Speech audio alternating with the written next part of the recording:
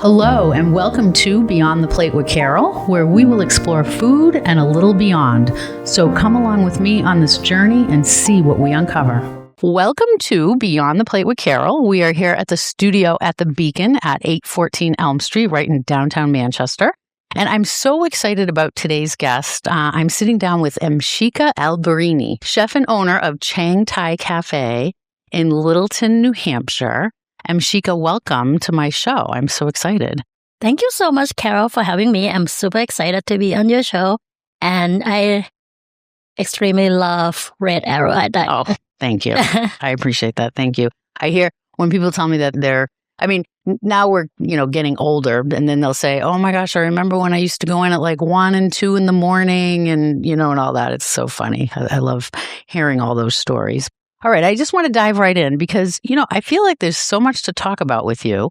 So tell me, how does a girl from Bangkok end up opening a Thai restaurant in Littleton, New Hampshire? So let's talk about that. How did that come about? It's a long story, but today, since we are on a podcast, I'm going to make it very short and, very quick one. Fast forward a little bit. But yes, I came to the U.S. in 2000 as an exchange student, right? And then I went back home, and then my roommate at that time, when I was a exchange student, actually on the airplane, and her name is Joyce, and then she was living in Albany, New York. I live in New Jersey, and we met up, we hang out, we party, and then when I went back home, she's like, you know what? Why don't you become a roommate? Because I plan to come back to the U.S. and study again. So I went back, and then she got me all set up because, since she wants a roommate, then we need to set up. So we come back as a student visa to study in New York. I went to SUNY Albany, which is like State University of New York. And then I got to graduate school at Sage College of Albany. And I was living with my roommate, Joyce, for 7 years. And then I met my husband, ex-husband at that time. So he from Littleton, New Hampshire. So after graduate, I worked for corporate, GE, but at that time, during school year, I always work at the restaurant, like me and Joyce always hustle. And when my husband proposed me, so we moved to Littleton, New Hampshire. So I end up in New Hampshire. Way up in Littleton. Yes, when I first visit, I was like, my ex-husband was like, don't blink because you have only one traffic light. And he's right, because I was like, okay, that's really but it's nice town. All I can see is a lot of, when I came in, it's like, oh wow, a lot of maple syrup, pancakes.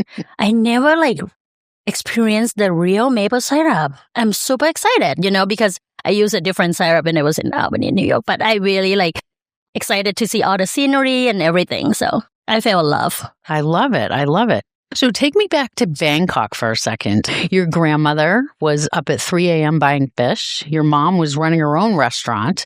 Did you always know that food was going to be a part of your life? No, I'm a learner, observer, but I remember every time when we have school break, we had to visit our grandmother, which is such a hard worker woman I never seen in my entire life. I still never seen that kind of person. Her work ethic. Yes, she woke up at 3 a.m. making curries, only 3, and then making some noodles, and then all the curry is called Khanom Jeen, which is rice noodle that make from hand pull, and she'll make, yes, the rice. Right. You put in the grinders, and then you get the flours all together, and then she boil it, and then make up hand-pulled noodles. Yes. I was just watching something on Food Network about hand-pulled noodles, and I had never heard about that. Now you're talking about it again. Yeah, so it's pretty it's very nice to see when I was a kid, and they see all the process. They have the rice field that they got all the rice and processes and make a flour. So I really fascinated to see how she ran a grocery store, restaurant, and making hand-pulled noodles all together, and then she put all the money underneath the mat, and I see wow, such a lean, she doesn't need a bank, so that it's really experience when I was growing up. And then the one thing I really impressed about how she ran the business is I call sustainable, because at 5 a.m., there will be like a fisherman drive like tricycle came. And she was like, hey, so they trade in. So the fisherman will give her fish, right? And she'll make him the curries. And I was like, that's so amazing because first of all, you got fresh fish in the morning. Right. And you trade in food for fishermen. And you see how the cycle foods can be like in and out so quickly. And you can't beat that for the fresh food every morning. And so after that, she'll go to the market and come back. So she finished around 1 to 2 p.m. And then she'll run grocery store. And my grandfather will be like smoking cigar and then, like taking care of the grocery. And then she came back and then she also sell like gasoline to the boat, So, and then sell like simple grocery. When I was growing up, I see all kind of entrepreneur spirit, that hard work. And not only that, like kind of like multiple things at the same time every single day when I woke up. Wow. Yeah. So you had that example set for you, really. Yeah. My mom is also like, she's stay-at-home mom. But then in Thailand, like when you talk about open the restaurant, it's not like you have to get licensed. Like if you want to open the restaurant tomorrow, you can because you just put the food out there and then just do it. Wow. So it's pretty simple. Pretty different here. Exactly. Whoa. Is it ever? Is it ever? So then you came here for a master's degree, organizational management. Totally different path, but you wrote a business plan for a Thai restaurant as part of that degree. Was the universe like already kind of pointing you somewhere at that time, do you think? Or was it just an assignment that you took on? Well, because I work at a restaurant, and then I feel like, what do I know the most about business? But it's just a restaurant because, I didn't get an internship at that time, but I did work study at the college, which is just sitting at a gallery and then sign people in. So it's still not the business. And then I was like, what? But restaurant, I see like from, morning until open till close. And then I can see the circle. I can see the running list. It's just like so much that I learn. And if it just get into me. And plus, when I was a kid, it's kind of remind me back then, right? So I think it might be easier for me to translate that assignment well, right? So, but it's not only that. You had firsthand experience. Exactly. Yeah. But my sister also a chef in New Jersey. So that kind of like helping me to like, maybe organization management, I thought like, okay, I'm going to go back to Thailand and become a professor, but then I didn't plan all this and think kind of like put me all together. Right. Well, now you mentioned your sister. Now you and your sister Anne had a dream of opening something together. Yeah. It's a little bit like sad story. Yeah. And then you lost her. That's horrible. Well, we've been hanging out a lot in New Jersey. We traveled to New York City together and we love New York. And all of a sudden, I got married 2007. She came in, up from New Jersey to Boston and then up in New Hampshire. She always asking me like, yeah, you know what? I want to go up there. Me and my boyfriend, like, we'll all open the restaurant together. And then, my boyfriend can cook for you. And then, we have a little dream, not too big. The two of you together. Yeah. Yep. Yeah. And then I was like, yeah, like, right. Because I have my business plan and maybe I can ask the bank to fund me money, So when she came in and I got married and then I got the news on my birthday. Oh. I got a phone call at 4 a.m. and then I thought, she's going to call me like, hey, happy birthday, sis, but it's the police in New Jersey called me that she passed away. Oh my gosh. I'm so sorry. That's hard. Yeah. From the fire accident, but it's so hard. Like, I remember I cried like until I don't have to. Mm-hmm. Till there's no more tears. Yeah. It's a big loss. Yes, very, very.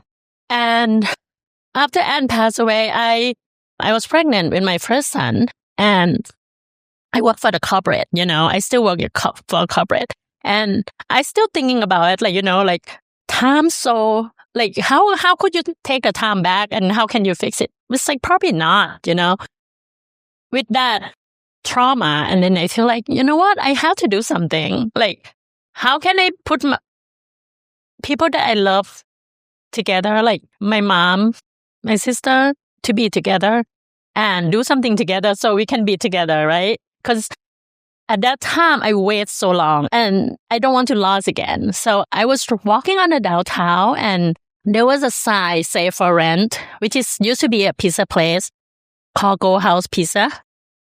And the building got a little bit accident, so it's kind of vacant. And I called the number, and then the landlord was like, you know what? I'm interested to rent it to you, but he's a chef too. His name is Littleton. He was so kind. He heard my story and he was like, oh, I want to help you. I can help you build a kitchen wall. The building is empty. There's no drywall and anything. And it's like, I don't have money, Rick. I just have like credit card, like one. A borrowed credit card. Borrow against credit card. So I know for sure, like, how can I do this? But if he can build me the wall, I can buy the hood, and then get the range. And then I put the credit card and then try to pay like an electrician and plumbing at first and maybe finance the rest. But my plan at that time, I want to do something small. Get it started. Get my foot on the door. I don't have it's a big dream, but it's in small scale. Yeah. So Smart. It happened. I told everyone this is going to be small. So my restaurant has two sides. Like, it's pretty big. You can fit like 80 customers in there, but I slice it down to 25. I close the other side and open the other one. And we opened in October 2008. My son actually only 5-6 months old. Oh my goodness. Yeah, he was in a playpen and on a car seat at all time. But it's just labor of love. I got all the help from my mom. My family has been helping me with our aunt for sure. But she always, I feel like I got the power from her. Like, I don't know how much. She gave you the power. She was up there pouring it all into you. Yeah. Yes. Well, you said, 10 people walked in the first night. And you said that felt like a success. So talk about that. Like, how did that feel that night when 10 people walked in? Like I told you that I don't plan to be big. I plan to make it work, It's kind of momentum. We start from small and then we grow as we go. And when I first 10 people walk in, they said they've been waiting. I have a very side, went to staple and write down on, like a poster board or? Yeah, like simple. Like there's no print anything. Like we open, and it works. So, and I keep going and, there's always trial period. Yeah, of course. Always listen to the customers and get their feedback. And so what was it like that night? Bring me back to that moment. Like at the end of that night, after you served 10 customers, how did that feel? It was amazing. But at that time, 2008, I think in that area, Littleton has very small population, like 5,000. So experience of this Thai food is not really big to them. And they were like true Chinese restaurant. So having a Thai restaurant is different. But a little different. Because I'm from Bangkok, it's kind of neutral. Like we not go like north, south, that is so many different variations. So when people come in and say, oh, it's different, it's not too spicy. And then they said, yes, it doesn't have to be spicy. Right. And that's how the food in Thailand, like, you have condiment that you can add it on when you want spicy. That doesn't have to be. However, I always educate, like my customers say, like, you know what? Sometimes when you experience something, it doesn't have to be identical because in Thailand has different regional food style. You go to the north, you get a little sweet, a little bit like curry, thicker. You go to the south, like, oh my God, salty and spice and, you punch it, and Bangkok's neutral. To go to the east, kind of like they have like papaya salad style with anchovy. So that's how I start to teach people that, you can order something very light. And then I make it very light at first, try to introduce to the area. And then after, so all my food that I put in a menu is actually from my experience that, in the time when I was with Anne, she loved pastel so much. And so I was like, this has to be Anne's recipe. My mom my roommate loved Korean beef, and then we kind of like put the menu into All the together. memories. Yeah. I love that. Yeah. I think that's beautiful. I think that's absolutely beautiful. For anybody just tuning in, I'm sitting here with Emshika Alberini. She owns Chang Thai Cafe up in Littleton, New Hampshire. You can find her at changthaicafe.com and on Instagram at Emshika. Anywhere else? Am I missing something? Instagram at Chang Thai Cafe. Oh, at Chang Thai. Okay. And you also have one of your own, right? Yes. Emshika. Yes, of course. All right. So back to you. So when you moved to Littleton in 2006, right? 2006? 2000, yes. And then, 2007, I lived there. So, I mean, I think you said you followed your boyfriend. That's where he was from. Your ex-husband at the time, right? Boyfriend, then husband. It's pretty quiet up in Littleton. So how do you feel now about being up there? Like, putting your roots down there. I mean, you've had Chang Thai Cafe now for a few years. So obviously it's a success. Yes. So, it's a big change, but I have, my firstborn, son. Yeah. I live in the city my whole life. I live in Bangkok, New York, New Jersey.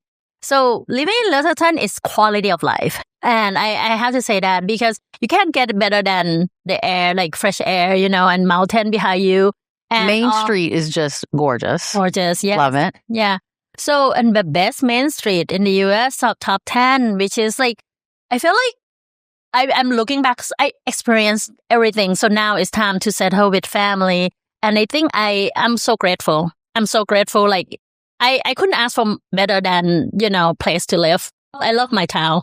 Well, this says a lot right here. People say you were the spark that got Main Street going again, and other businesses started opening because of what you built. I mean, what does that make you feel like? Like, how does that make you feel when you hear that? That's pretty huge. I feel grateful, but I remember when I first started, I got a little bit like, people doubt. Sometimes I heard like, she's not going to make it. She's going to fail. She's going to, but there's always a noise and always plus and minus, Yes. The most important thing you have to study on your own, which is when I learned about the town, I don't have money to study, get statistics, but then I know for sure, okay, well, they have Walmart, they have Applebee's, they have Lowe's, they have Home Depot coming. So I think it's already studied out there that the town has potential, right? With Main Street too, at that time, there was always empty store. I remember when I first came in, there's not a lot. But I think positive. I feel like maybe this is an opportunity. That's right. So I have to make decision. I have to believe my instinct feel like it's going to be good. Because you got niche. You got something that people don't have, but then you feel it in. And I believe it. I believe it's going to work. Even not working but I told you we're going to start with small. And if we fail, we don't get hurt. So we prepared on risk management. That one. I think it works. Yeah. Yeah.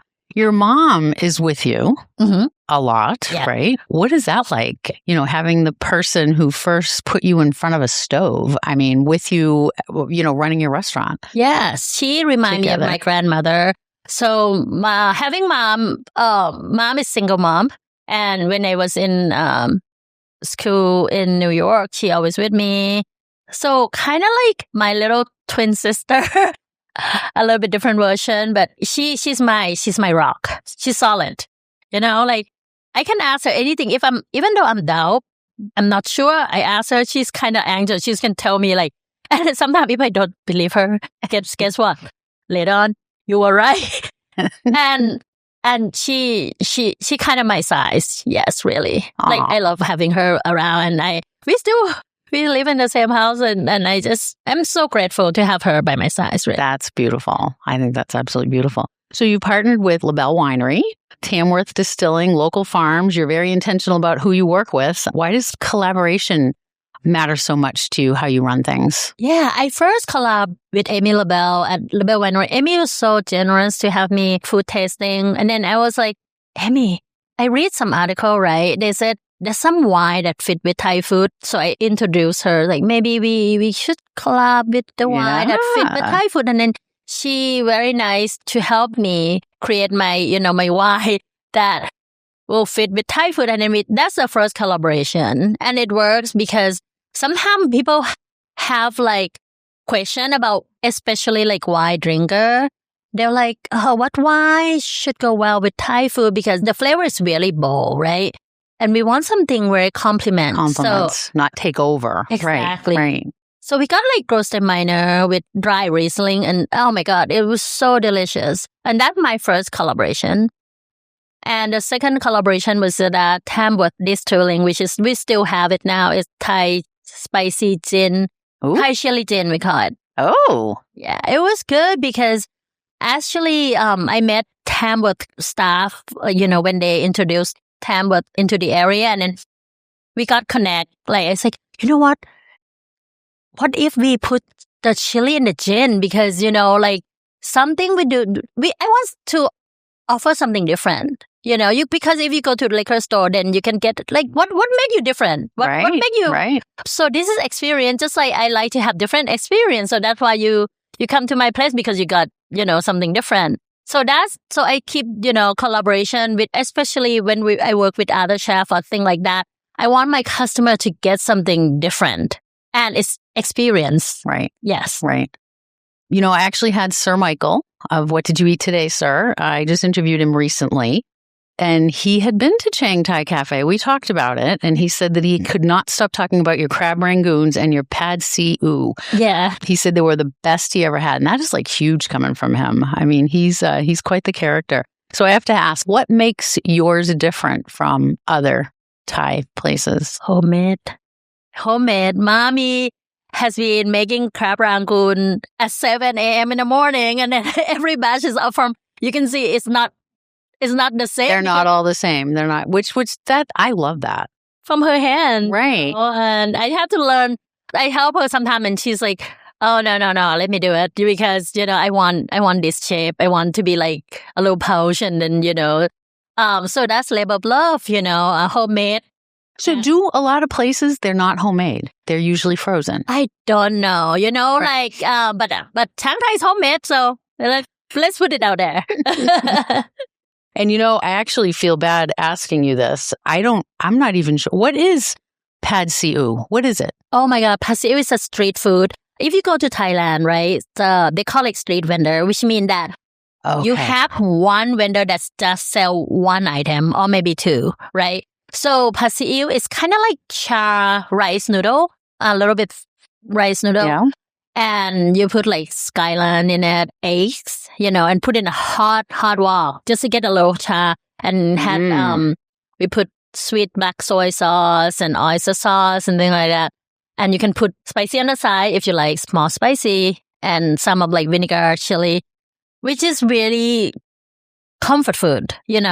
It's just simple, and it fill your belly and happy. So it's noodles. Noodles, yes. No protein in it. You can add to it, but generally no. Oh, charred noodles. That sounds amazing. It's put some protein, but it's your choice. Right. Yeah.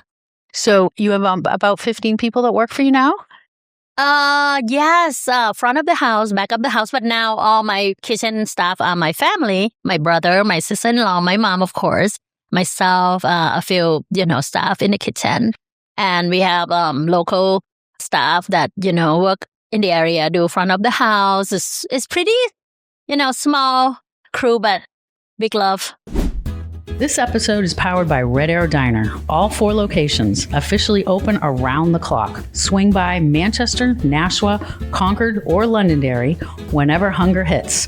From pancakes at 2 a.m. to fries and gravy for breakfast, we've got your cravings covered. Red Arrow, New Hampshire's favorite 24-hour diner tradition. Okay, so you're up in Littleton, New Hampshire. Yeah. There's not a whole big pool up there. So how do you find that right person up there? I mean, it must be a little difficult. Yeah. In the kitchen, like I said, well, you have your family, which is that's probably the hardest one to cover, right? Yeah. You want to make sure things are being done consistent, and it's your family. So that's a good plus. I'm lucky. Also, with the front of the house, we have the server around the area that love the food, and they have passion. People that love that work for me, they love my place. So it's kind of like that's a positive energy there that, like some of the kids went to school. I have one kid that went to school in Vermont, want to come back to work, so it's kind of like the place bring the people to work. We put it that way. Yeah, that they love our and then they want to be part of the team. I love it. Yeah.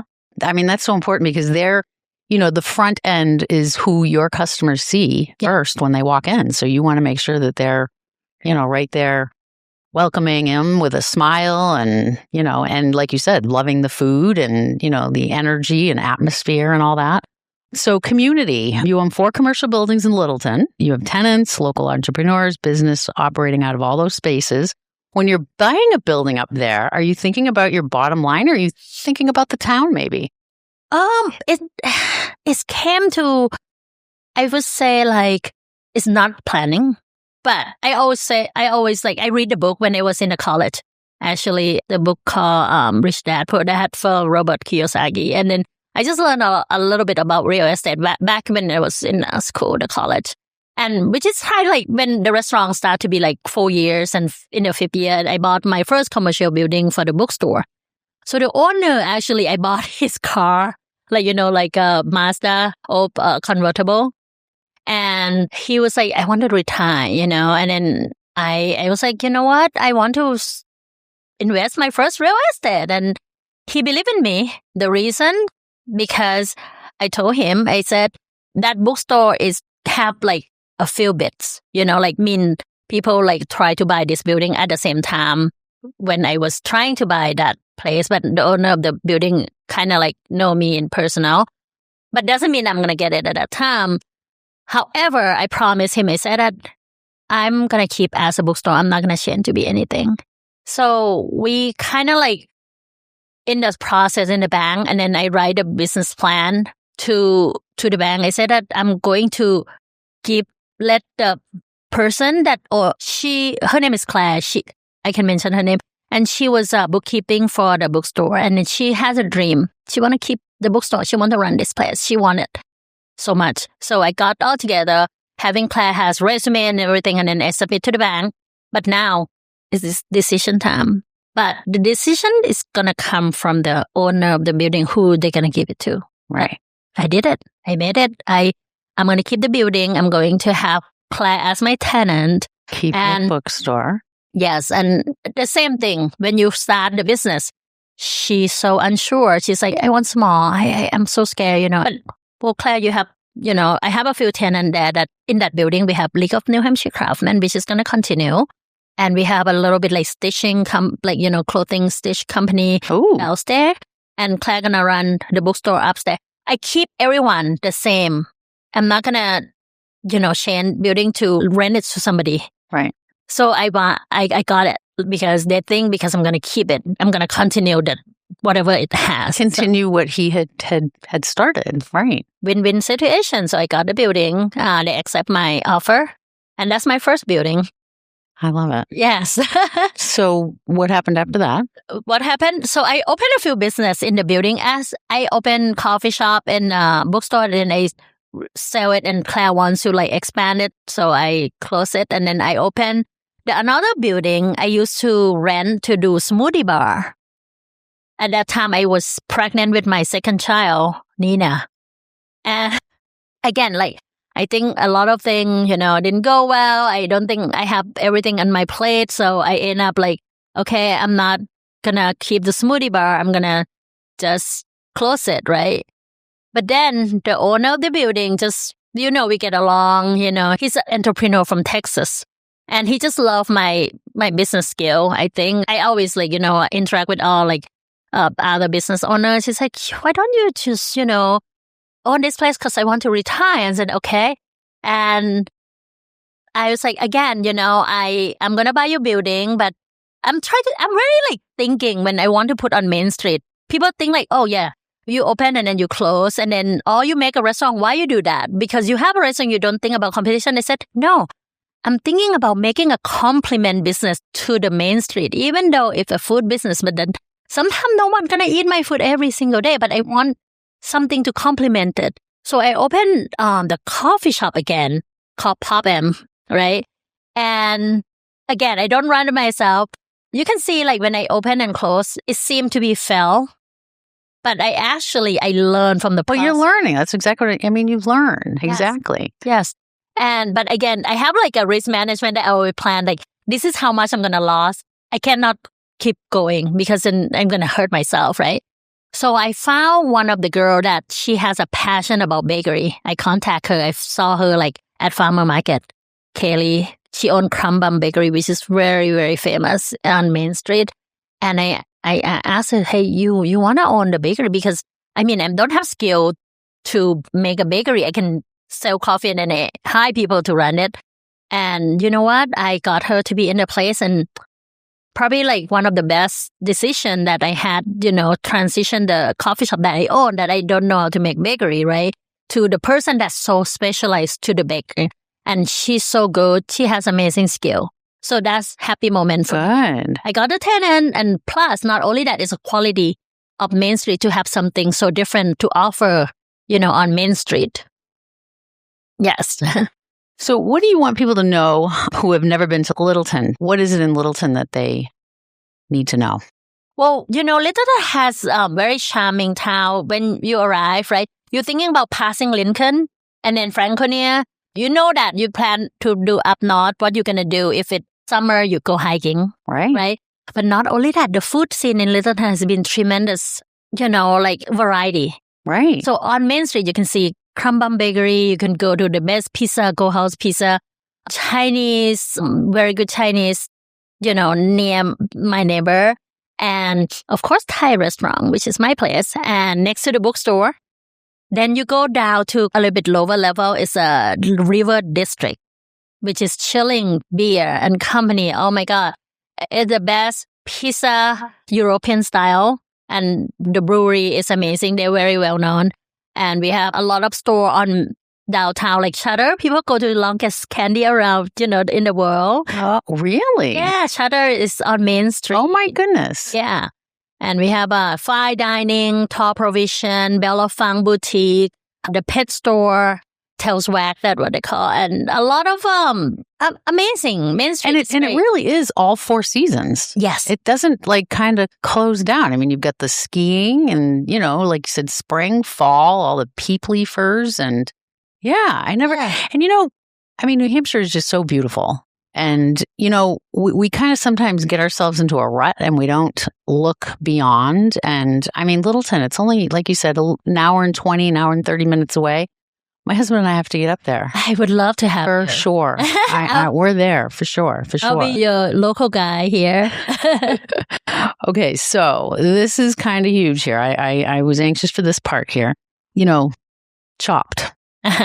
Let's talk about that. I mean, Martha Stewart was the guest judge. Walk me through that. What was it like in that kitchen? I can't even imagine. Oh my God. That's one of the best experience in my career, probably. As you know, I'm, self-taught chef, from my family.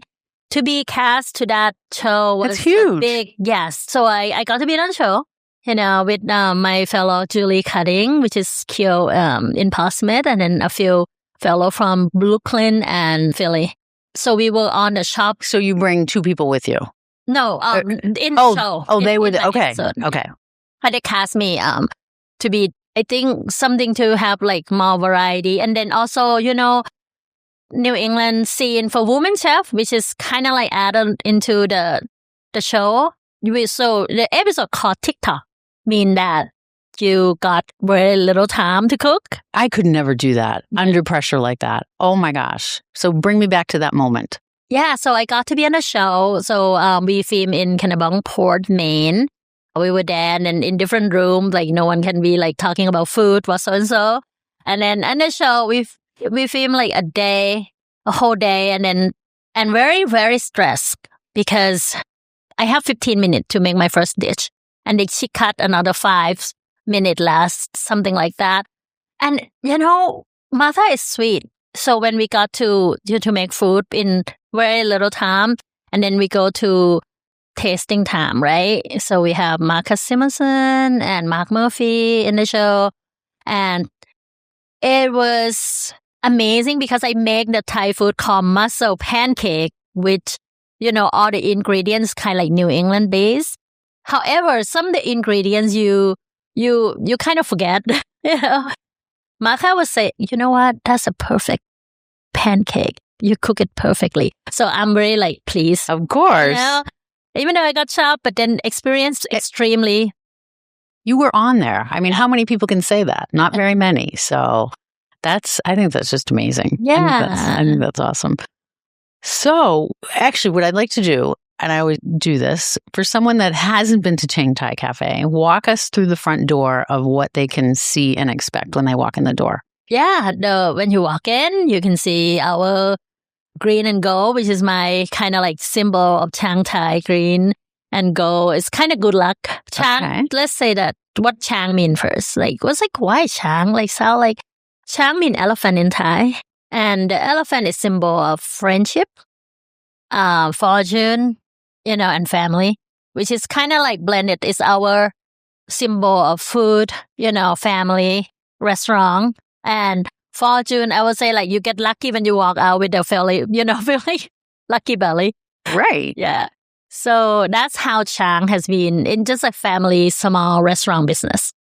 Okay. Yeah. What do you see happening with Chang Thai in the next 5-7 years? Where do you see it?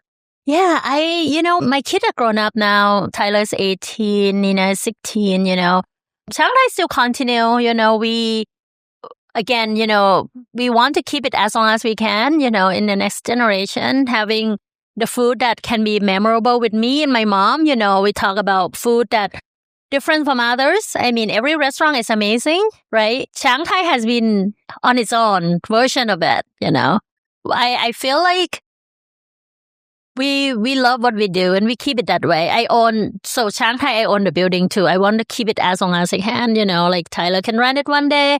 And my brother. Is that your son's name, Tyler? Yeah. I have a Tyler too. Oh, double Tyler. Yeah, so that was my plan. Yeah, I want to be just like keeping it in the family and just keeping it going and going and going, and who knows what might happen. Exactly. So I've been running the Red Arrow Diner since 1987.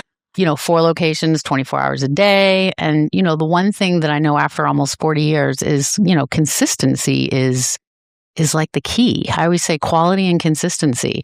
So how do you keep that going? Like, because, when you have your regular customers, they're going to forgive some of the time. So how does that...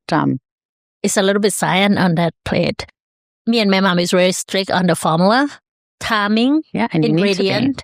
And we really consistent on like, this is what we're going to put on. Curry has to be like this much. And it's going to be our way. So consistency comes from a recipe that has to be right there, doesn't change, and cooking timing.